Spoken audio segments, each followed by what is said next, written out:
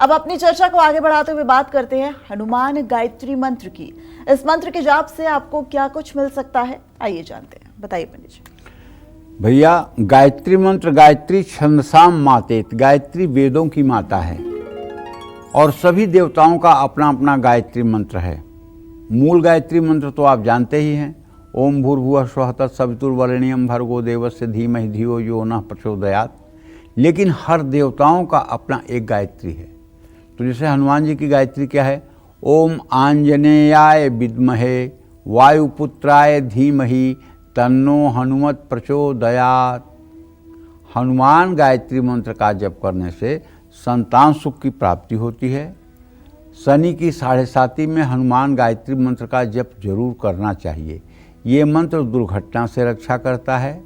और सबसे बड़ी बात है कि अगर किसी के ऊपर कोई आत्मा का दोष है, भूत प्रेत की तगड़ी बाधा है, या भूत प्रेत आपके साथ आप अप्राकृतिक कर्म करते हैं। अप्राकृतिक कर्म का मतलब आप समझते होंगे, जो इसके पेशेंट हैं, मतलब वो कर्म जो मनुष्य करते हैं, वो कर्म यदि आपके साथ कोई आत्मा करती है और आप बहुत जगह का चक्कर लगा चुके हैं लेकिन कहीं आपको लाभ नहीं मिला है, आपने बहुत जगहों पे जाकर के सर झुकाया, बहुत ज्ञानी विद्वान लोगों के पास आप गए, ढेर सारे आपने उपाय किया, लेकिन आपको लाभ नहीं मिला। तो मैं आज आपको बताता हूँ एकदम सटीक विधि।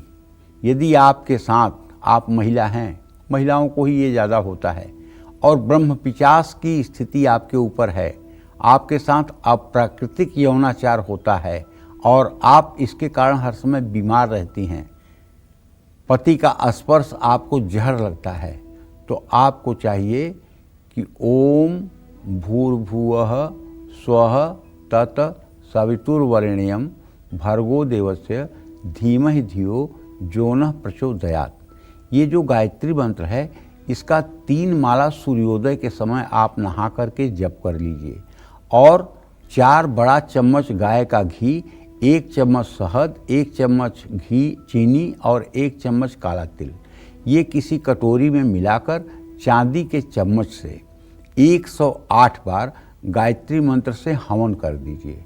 ये उपाय लगातार आप 125 दिन तक करिए। मैं दावे के साथ कह सकता हूँ, आपको इस महान, ये इतना घोर यातनामय कष्ट है कि जिनके ऊपर ये बीतती है उनसे पूछिए।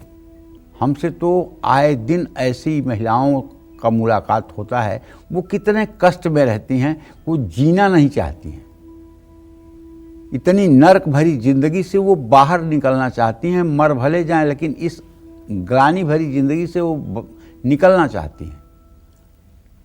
और ये उपाय जो मैं कह रहा हूँ एकदम आजमाया हुआ उपाय है।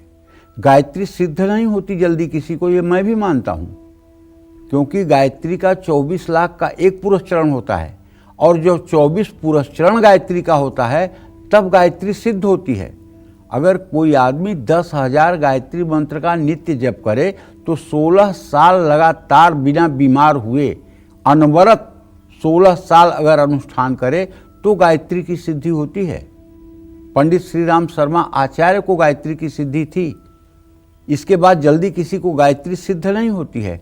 लेकिन गायत्री का एक फल जो है वो ये है कि गायत्री 1 माला 2 माला 3 माला भी की जाए तो ये भूत प्रेत पिशाच इन सब मतलब की विपत्तियों से मुक्ति दे देती है।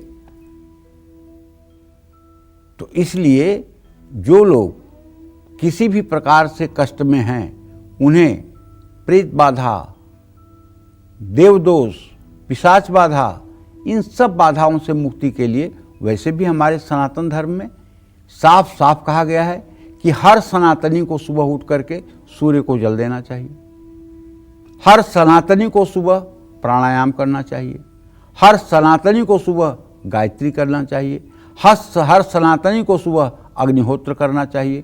कोई बता दे कि इसमें से एक बात मैं ऐसा कह रहा हूँ जो अतिशयोक्ति है या जो शास्त्रों में वर्णित नहीं है। ये 4 काम तो सबको करने चाहिए।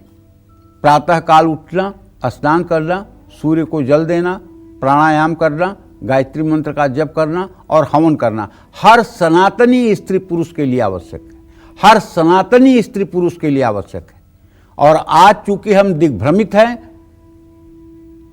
आज हमारे ऊपर कलयुग का महातांडव नाच रहा है, इसलिए न हम प्रातः उठकर स्नान करते हैं, न सूर्य को अर्घ्य देते हैं, न गायत्री करते हैं, न प्राणायाम करते हैं। उसका परिणाम बीमारी और रोग के रूप में हमारे शरीर में प्रविष्ट करता है, तेज, बल और बुद्धि का ह्रास होता है। तो इसलिए गायत्री छंदसाम माते, गायत्री वेदों की माता है। अगर गायत्री का अनुसरण कर लिया जाए तो कष्टों से मुक्ति में समय नहीं लगता है। जय माता विंध्यवासिनी।